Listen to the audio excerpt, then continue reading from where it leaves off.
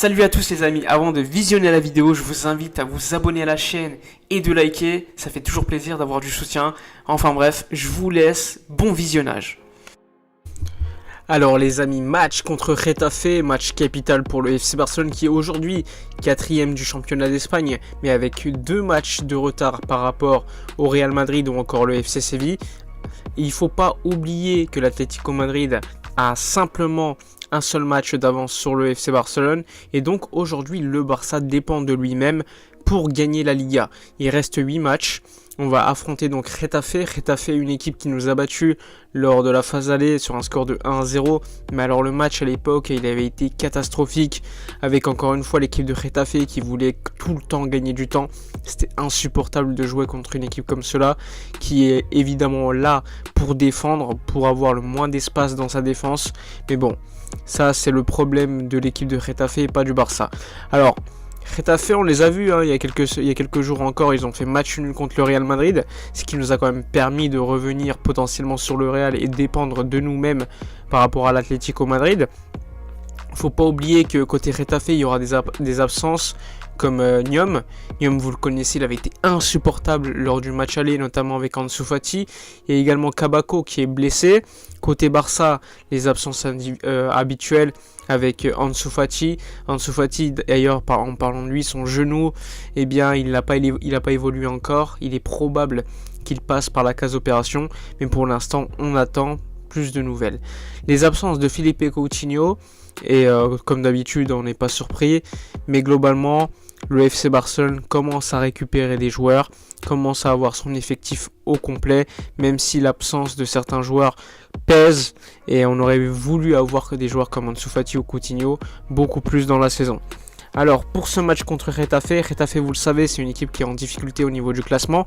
Ils ont gagné un match depuis pas mal de temps seulement, c'était contre Valence, un 3-0, et depuis ils enchaînent pas mal de matchs nuls. Vous le savez, Bordalas, c'est un coach qui a l'habitude de faire défendre ses équipes, un peu comme l'Atlético Madrid, mais on l'avait vu contre le Real Madrid. Moi, j'avais vu une équipe de Getafe super intéressante, qui s'est créé énormément d'occasions, mais qui n'avait pas été efficace. Il y a des joueurs intéressants quand même dans cette équipe. On connaît tous Carles Aleñá, on connaît également Jaime Mata, il y a également Ángel, le numéro 9 de Getafe, qui est pour moi le joueur le plus dangereux. Il y a Cucurella, il y a également le défenseur Djene, pour moi qui est très solide. Et je pense que le point faible de cette équipe de Getafe, c'est clairement le gardien, David Soria, qui est pour moi un gardien assez moyen dans cette Liga. Et à mon avis, si Getafe est aussi loin dans le classement, c'est également à cause de son gardien. Alors côté Barça, on s'attend quand même à un 11 très compétitif. Gérard Piqué a parlé lors d'une interview hier en expliquant que la victoire en Copa del Rey avait donné quand même une certaine mentalité, une certaine volonté aux joueurs, un certain optimisme pour gagner cette Liga. Ronald Koeman est allé dans ce sens lors de la conférence de presse hier, même si on leur a pas mal parlé de la Super League. Alors, pour ce match contre Getafe, pour moi, le 11 il va être assez attendu, ça va être je pense un 3-4-3, un peu ce qu'on avait vu lors de certains matchs, notamment lors du match de Copa del Rey, même si on l'avait vu contre le Real Madrid, on avait été mis en difficulté. Là, ce qu'il faut savoir, vous le savez, Getafe c'est une équipe qui va défendre très bas. Alors mettre Dembélé en numéro 9, pour moi ça n'aurait aucun sens. Je pense qu'on aura un 11 plutôt similaire à ce qu'on a vu contre Bilbao, avec, comme vous le savez, devant Messi, Griezmann, le milieu de terrain Pedri, Busquets, avec Frenkie de Jong qui encore une fois monte en puissance, mais quel joueur ce Frenkie de Jong. Et en défense, je pense que Piqué va enchaîner, parce que Piqué, vous l'avez vu lors du match contre Bilbao en Copa del Rey, j'ai pas vu un Piqué aussi fort depuis très longtemps, même si physiquement il y a encore quelques doutes. Je pense qu'un match contre Bilbao, contre Getafe, pourrait lui permettre de continuer à avoir des minutes et de performer. Je pense qu'à côté il y aura Mingueza, sans oublier Clément Lenglet qui est bien revenu, les pistons Alba, Serginho Dest au but, Ter Stegen. Donc il y a un 11 avec pas de véritable surprise, un 11 plutôt classique. C'est toujours bien d'avoir un 11 assez fixe, même si certains joueurs comme Dembélé pourraient revenir et entrer selon la donnée du match, parce que Dembélé c'est un joueur qui va faire la différence sur les côtés, qui va dribbler, qui va mettre le feu dans les défenses adverses. Sur quelques minutes, ça peut être super intéressant. Aujourd'hui, je pense que contre Retafe, c'est pas forcément utile de l'avoir comme numéro 9, comme je vous l'ai dit, avec le manque d'espace. Après, c'est sur les côtés, si tu te rends compte pendant le match que tu as du mal à dribbler, à perforer les défenses, tu peux le faire rentrer sur un côté et qu'il fasse un bordel à la défense de Retafe, qui, à mon avis, même si c'est une équipe qui défend, vous le savez, hein, il y a quand même des absences. Je pense que sur les côtés, il y a pas mal de choses à faire. Alors, pour en revenir quand même à l'actualité du Barça, de manière un peu plus générale, alors, il faut savoir qu'il y a pas mal d'informations qui circulent. Il y a Oriol Domenech, journaliste très fiable côté Barça, qui a expliqué que Memphis Depay, en tout cas ses agents, avaient négocié lors des 15 derniers jours avec le FC Barcelone, et notamment Matteo Alemany, et que Memphis, il a pas mal d'offres, notamment de la Juve, de l'Atlético, de l'Inter, mais jouer au Barça, ça le motiverait, même s'il gagnerait un peu moins. Même chose pour Kun Agüero. Kun Agüero, lui, vous le savez, il veut jouer absolument avec Lionel Messi. Il n'y a encore pas énormément de contact entre les parties.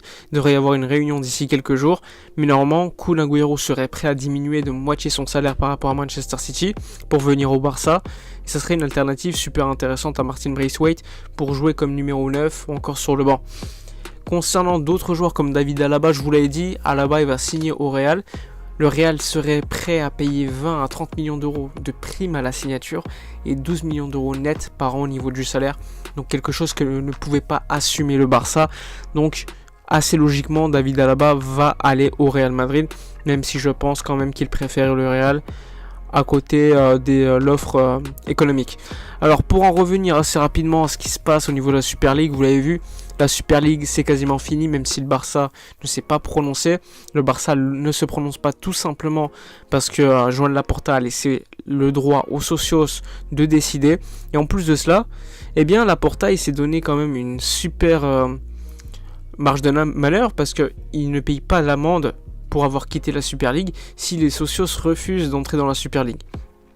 Ce qui permettrait donc, si les socios ils se décident pas pour l'instant, tous les clubs qui ont quitté la Super League et qui vont payer une amende, eh bien ça pourrait revenir aux clubs qui restent, c'est-à-dire la Juve, le Barça, le Real Madrid ainsi que l'AC Milan. Même si l'AC Milan a communiqué qu'ils abandonnaient d'une certaine manière le projet, la réalité est tout autre. Ils n'ont pas véritablement dit qu'ils partaient.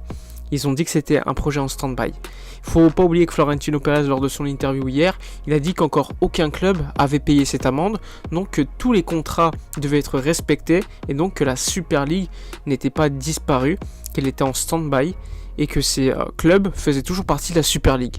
Donc on va suivre cela avec beaucoup d'intérêt. C'est super intéressant, même si la priorité aujourd'hui, c'est le match de ce soir contre Retafe qui va être très tard dans la nuit. Évidemment, restez pour l'après-match pour débriefer le résultat, en espérant une victoire du FC Barcelone pour revenir assez proche du leader, l'Atlético Madrid. Même si au moment où je vous parle, c'est le Real qui est repassé, je pense quand même que l'Atlético repassera leader et sera quand même celui qu'il faudra chasser. Enfin bref, dites-moi dans les commentaires votre 11 pour ce match contre Retafe. N'oubliez pas de liker, commenter, partager. Moi je vous dis à la prochaine et d'ici là, comme d'habitude, portez-vous bien.